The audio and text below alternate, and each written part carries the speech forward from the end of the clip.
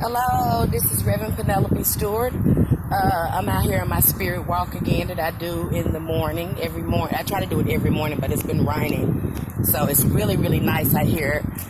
So I'm taking my spirit walk and just getting messages from spirit, getting my exercise. And I thought I would come here and share a message of self-love to you. I was just sitting here thinking how far I've come on my spiritual and healing journey and how rewarding it's been and how I feel right now. So I thought I'll come here and share self-love with you and what it's meant to me. I always wanted to get love from someone else outside of me. I was looking for someone else to love me.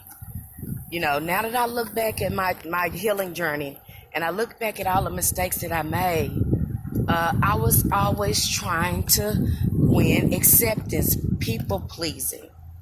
I had no love to give myself. I was looking for someone else, some about that acceptance, approval. And my mother, she couldn't give it to me. My mates couldn't give it to me, and I just kept making these mistakes, attaching, and getting bumped and bruised and abused along the process and could not understand what was I doing wrong. And I thought they were all to blame as well. It was hard to forgive them. And it's not till I start doing self-love. Oh my God, self-love is an instrumental tool on your spiritual journey, on your healing process. When it comes to trauma or abuse, self-love is so instrumental. And when I mean self-love, that means being patient with yourself. Looking at yourself and looking at your mistakes and saying, okay, I did that. Accepting that you're not perfect and loving yourself and saying, okay, I did that. I didn't have to allow that to happen.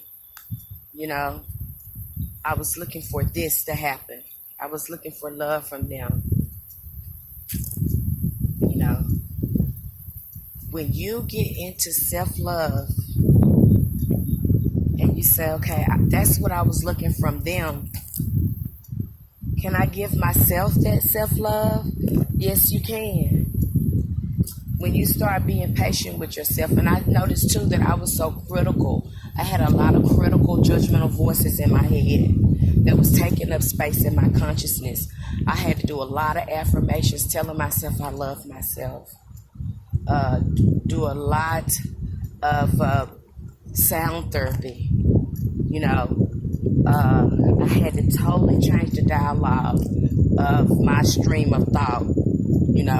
It was on default like that. It was like my mind was set like that. So it took some conscious awareness to start reprogramming my mind to a high vibration, to start thinking different, and telling myself I love myself every day, being patient with myself when I make mistakes. And this self-love also helped me to be able to forgive the people that I thought that had abused me. Because when I really started looking at it, no one could hurt me had I not allowed them to. See, my expectations and looking for someone else to love me instead of loving myself before I love to love anyone else, it was hurting me. Because I wasn't giving myself any self-love. I really didn't have anything to give. I really didn't. I had gave so much that I didn't have anything to give myself. I was too busy loving other people instead of loving myself. So I was expecting it from other people. But when I started putting myself first and changing my mental dialogue, forgiving myself, really coming into that self-awareness, doing a lot of healing on my heart chakra, because I find that too. I find that the people that's on a real healing journey or they're really on their spiritual journey, they work a lot with their heart chakra. Love is oh my gosh, it's a fierce weapon against any type of dark energy. It is a fierce energy that keeps us stagnated. Love is a fierce weapon against that. So I work a lot on my heart chakra. Not so much the third eye. The third eye is already open, but the heart chakra, knowing how to look at people without judgments, seeing my reflections. If I am having a difficult situation with a person, I always ask Spirit, okay, I try to be in an awareness where I say, okay, what is the Spirit trying to tell me? Is it something in this person? Is it something I'm supposed to know? So when I meet resistance, I'm always saying, what is the lesson? What is Spirit trying to teach me or tell me? So and it takes a little practice. It takes a little practice. And you have no love to give. We become impatient with people when we have not properly given ourselves self-love, a right to make mistakes and say it's okay. We're not supposed to be perfect. That's all about our journey. Being aware, coming to this awareness, looking at the things that's stopping us from moving ahead spiritually, and then adjusting them, adjusting our energy. That's what this journey is all about. So many of us have some things we need to work on. But once you start doing that self-love and say, okay, I'm not perfect. No one's perfect. And then we don't know what's going on in someone else's life. So if we give ourselves enough self-love, we have it to give to others. We can be patient and say, okay, this person not loving themselves. I feel myself with love, so I have this much to give. I can give them room to be imperfect, because I'm not perfect. I'm still working on myself. So that self-love is instrumental in helping you. It's instrumental in helping you accept others.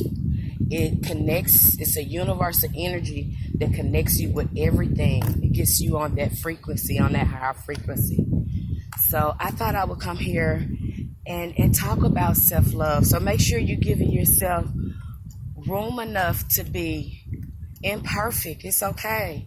That's what this journey is all about, being aware of that and having the awareness to work on it.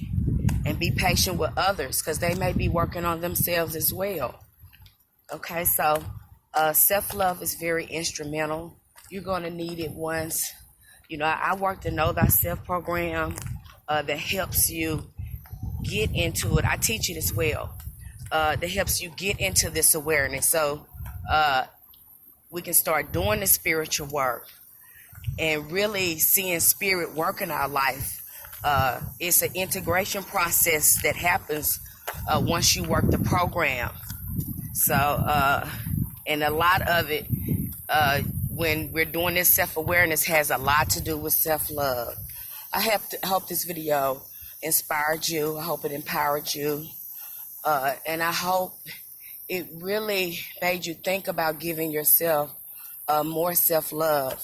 You can't, give yourself that self-love and forgiveness. Light and love, may the ancestors be with you.